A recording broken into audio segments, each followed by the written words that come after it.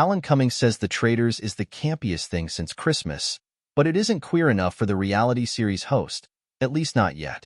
Speaking to Entertainment Weekly for our 2024 LGBTQ+ Pride cover story, the Tony winner is upfront about how the early banishment of RuPaul's Drag Race alum Peppermint wasn't a good look in the world we live in, given that she was the only trans person and one of the only queer people on Season 2 of the Peacock hit.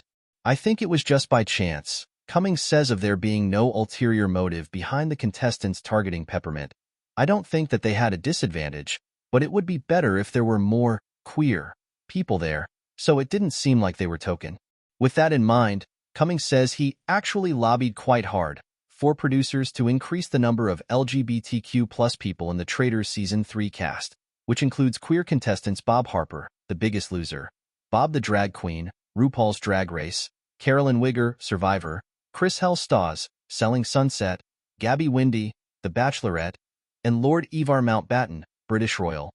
On a purely statistical basis, I think the previous casts have been very diverse racially and gender-wise, but there just wasn't enough LGBTQ people represented, he explains.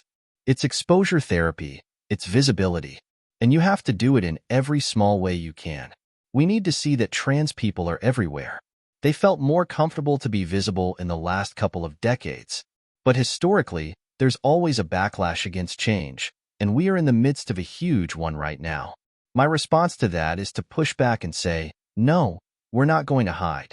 Here are those people. And if I have a chance to help do that by just saying to the producers of The Traitors, we need to make sure there's more queer and trans people on the show, I will. We've just got to be more representative, he continues. And even if there are more, I think, why can't we have more people on these shows than actually are, percentage-wise, in society?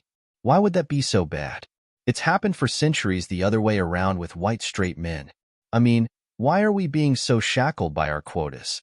There should be trans and queer people everywhere, and people of color everywhere, until people just shut up and stop being so stupid and hateful about it.